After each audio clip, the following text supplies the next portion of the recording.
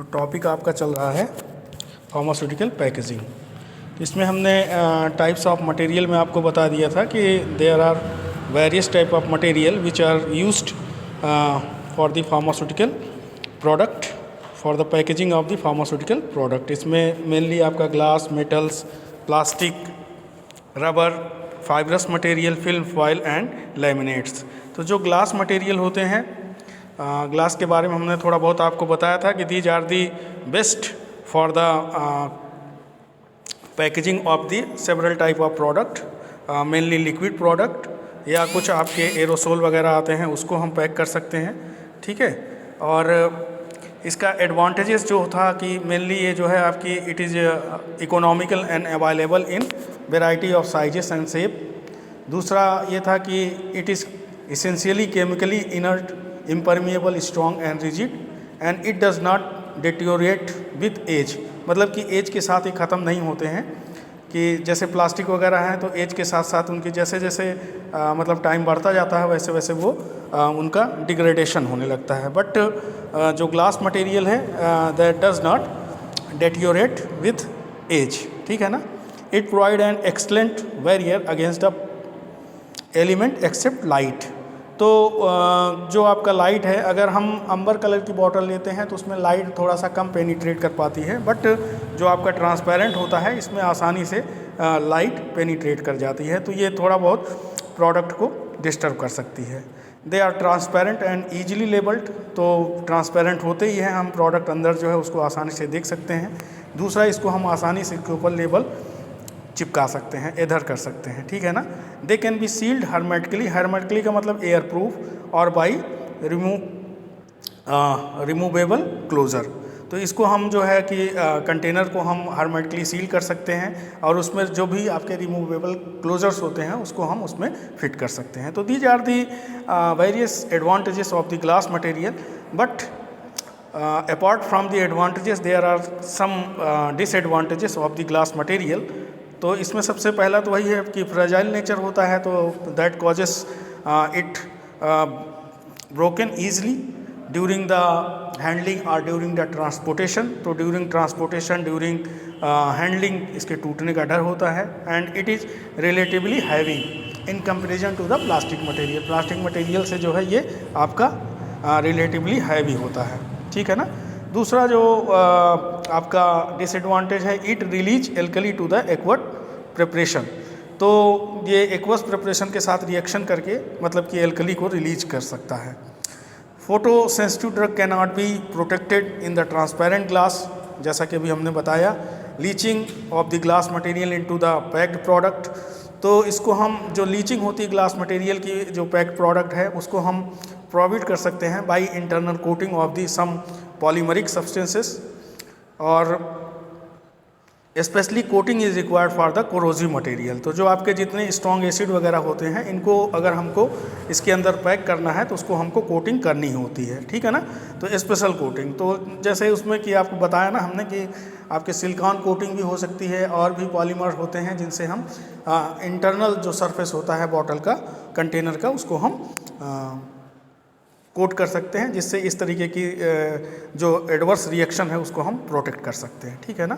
Now composition of the glass material. तो जो आपका ग्लास मटेरियल होता है mainly that contain the sand, soda S, lime stone and culotte. तो जो आपके ये सैंड होते हैं, सैंड मेनली क्या होते हैं आपके प्योर सिलिका होते हैं। सोडा एस जो होते हैं आपके सोडियम कार्बोनेट होते हैं, और लाइम स्टोन जो होता है आपका कैल्शियम कार्बोनेट होता है। और क्यूलेट क्या होते हैं, these are the broken glass that is mixed with the batch and act as a fusion agent for the entire mixture. तो ये आपके ब्रोकन ग्लास होते हैं जो जब हम ग्लास कंटेनर बनाते हैं तो ये आपका act as a fusion agent. तो फ्यूजन एजेंट के रूप में ये पूरे आपके मिक्सचर में प्रेजेंट रहते हैं। ठीक है ना। द मोस्ट कॉमन कैटायन, जो कैटायंस होते हैं found in the pharmaceutical glassware are the silicon, aluminium, boron, sodium, potassium, calcium, magnesium, zinc and barium. तो इतने जो होते हैं आपके कैटायंस होते हैं। और कैटायन के अलावा जो है आपका जो कंपोजिशन होता है इसमें कुछ ग्लास मटेरियल में आपका, तो कटायन और एनायंस, ठीक है ना। कटायन मेनली कटायन ही रहता है। तो इसके बाद जो है हम देख लेते हैं कि जो आपके टाइप्स ऑफ ग्लास कंटेनर होते हैं उसमें आपको हमने बताया होगा कभी कि ये 4 तरीके के आपके टाइप्स ऑफ ग्लास होते हैं, type 1, type 2, type 3 and type 4। तो टाइप 1 जो होता है बोरोसिलिकेट ग्लास होते हैं, टाइप 2 जो होते हैं ट्रीटेड सोडा लाइम ग्लास होते हैं, और टाइप 3 जो होते हैं रेगुलर सोडा लाइम ग्लास होते हैं, और टाइप 4 जो होते हैं आपके general purpose soda lime glass होते हैं, और इसको नॉन पैरेंटल ग्लास भी बोलते हैं, ठीक है ना। तो जो आपका बोरोसिलिकेट ग्लास होता है, it is also known as highly resistance borosilicate glass,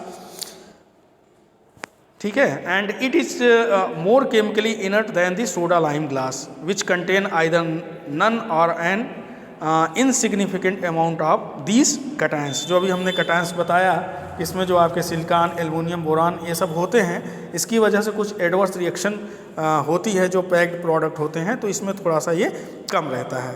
और it is use to contain the strong acid and alkali as well as all type of solvent. तो ये जो आपका बोरोसिलिकेट ग्लास होता है टाइप 1, इसको हाईली रेजिस्टेंट बोरोसिलिकेट ग्लास बोलते हैं। तो ये आपका स्ट्रॉन्ग एसिड एल्कली को पैक करने के लिए और ऑल टाइप ऑफ सॉल्वेंट्स जो होते हैं उसको हम इसमें पैक कर सकते हैं।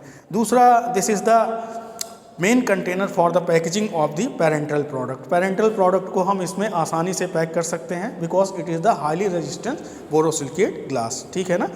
और जो दूसरा होता है आपका ट्रीटेड सोडा लाइम ग्लास, तो ट्रीटेड सोडा लाइम ग्लास जो होता है इसमें when glass ware is stored for several month specially in a damp atmosphere और with extreme temperature variation, the wetting of the surface by condensed moisture result in the salt being dissolved out of the glass, ठीक है ना।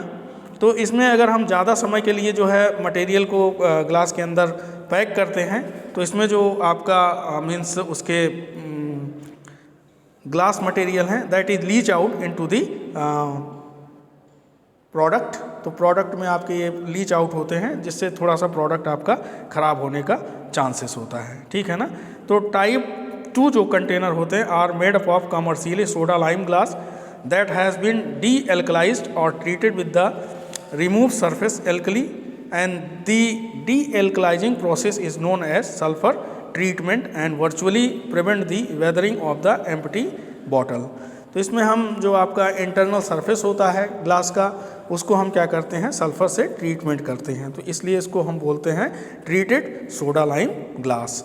तो ये भी आपका जो glassware है तो पेरेंटल प्रोडक्ट के लिए तो कम यूज़ किया जाता है, लेकिन आपके जितने और लिक्विड प्रोडक्ट आते हैं उनको हम इसमें पैक कर सकते हैं, ठीक है। और जो तीसरा आपका रेगुलर सोडा लाइम ग्लास होता है, ये आपका container are untreated and made up of commercially soda lime glass. तो ये जो आपका सोडा लाइम ग्लास होता है इसमें सल्फ़र की कोटिंग नहीं होती है। तो ये जितने भी आपके हैं कि किस तरीके के जो बॉटल कंटेनर होते हैं आपके पानी वगैरह जो पैक किए जाते हैं वो हो जाता है। दूसरा आपका कुछ लिक्विड प्रिपरेशन जिसमें रिएक्शन के चांसेस कम होते हैं उसको हम पैक कर सकते हैं, ठीक है। और तीसरा जो है आपका non parenteral general purpose soda lime glass, तो ये container made up of soda lime glass are supplied for the non parenteral product. तो दो मेनली फॉर द ओरल और टॉपिकल यूज़। तो ये 4 नंबर का जो है आपका ओरल और टॉपिकल के लिए यूज़ होता है। लेकिन जो आपके ऊपर हैं regular soda lime glass, treated soda lime glass, तो ये सब भी कभी कभी जो है पेरेंटल के लिए यूज़ किए जाते हैं, लेकिन मेनली जो आपका हाईली रेजिस्टेंट बोरोसिलिकेट ग्लास होती है यही आपका पेरेंटल प्रोडक्ट के लिए यूज़ किया जाता है, ठीक है ना। तो और जो सेकेंड वाला है ये भी यूज़ किया जाता है पेरेंटल के लिए, लेकिन कम यूज़ किया जाता है। ये आपके जैसे ओरल, टॉपिकल और भी जनरल पर्पस जो लिक्विड मटेरियल पैक किए जाते हैं उनके लिए यूज़ किया जाता है। तीसरा जो रेगुलर सोडा लाइम ग्लास है ये तो मतलब मान के चलिए कि पेरेंटल में कम ही यूज करते हैं।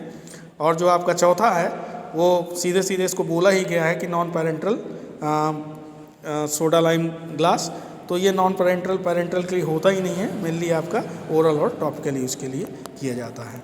तो नेक्स्ट जो है आपका वो है प्लास्टिक, तो अभी इसको हम करते हैं प्लास्टिक वाला।